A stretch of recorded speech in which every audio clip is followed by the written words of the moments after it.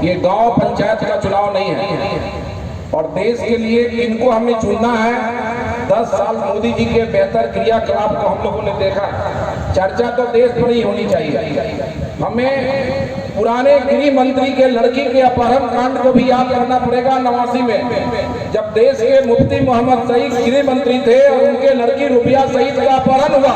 अपहरण नहीं हुआ, कथित अपहरण हुआ। अपहरण इसलिए हुआ कि गृह मंत्री के लड़की के अपहरण करके और 5 आतंकवादियों को हिंदुस्तान से रिहाई करा लिया जाए। और इसमें पाकिस्तान सफल भी हुआ, आतंकवादी सफल भी हुए और गृह मंत्री के लड़के के बदले इस देश से 5 आतंकवादियों को छोड़ना पड़ा था।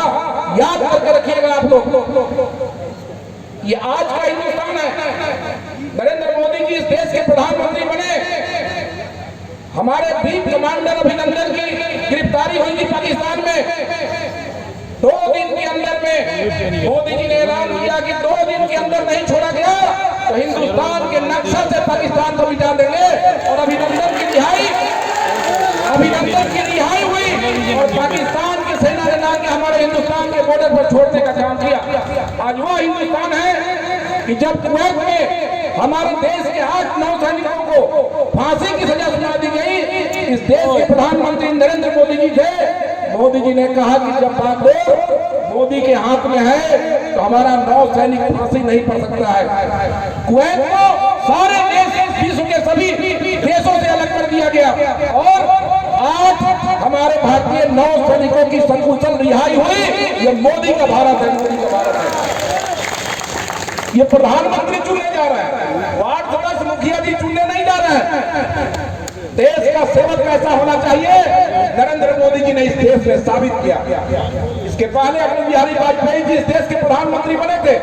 मोदी जी से अच्छा काम करने का गुण था, तजुर्बा था, करना चाहते थे, लेकिन वाजपेयी जी जो चाहते थे नहीं कर पाए 5 साल में। क्योंकि गठबंधन की सरकार थी, ममता बनर्जी, जयललिता हाथ खींचती थी, अच्छे काम का निर्णय नहीं करने देती थी। अटल बिहारी वाजपेयी जी का जो सपना अधूरा रह गया उसको नरेंद्र मोदी जी ने 10 साल में इस देश में पूरा करने का काम किया।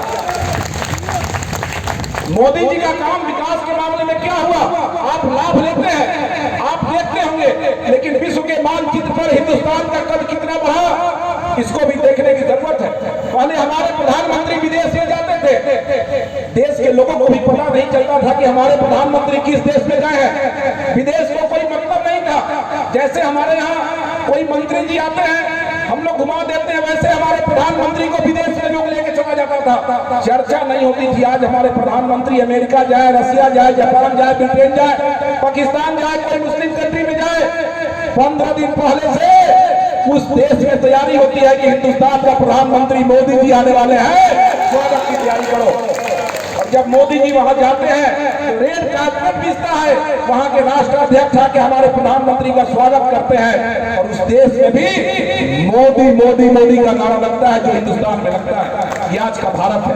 हम आग्रह करेंगे आपसे, बाकी विषय तो राधा मोहन जी आपको बताएंगे।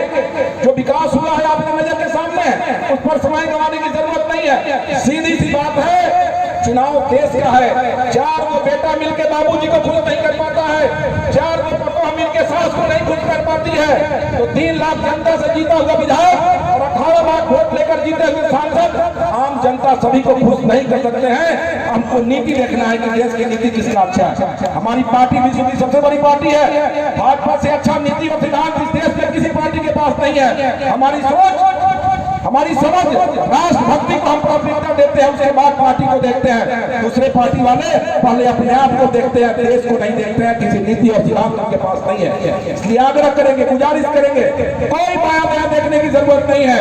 नरेंद्र मोदी जी को तीसरी बार प्रधानमंत्री बनाने के लिए गांव के सारे बातों को भूलकर, छोटे मोटे के बातों को भूलकर एक वोट 25 तारीख को कमल छाप पर देना है। यहाँ राधा मोहन जी को जिताएंगे और दिल्ली में नरेंद्र मोदी जी इस देश के प्रधानमंत्री बनेंगे। बहुत बहुत धन्यवाद। जय हिंद।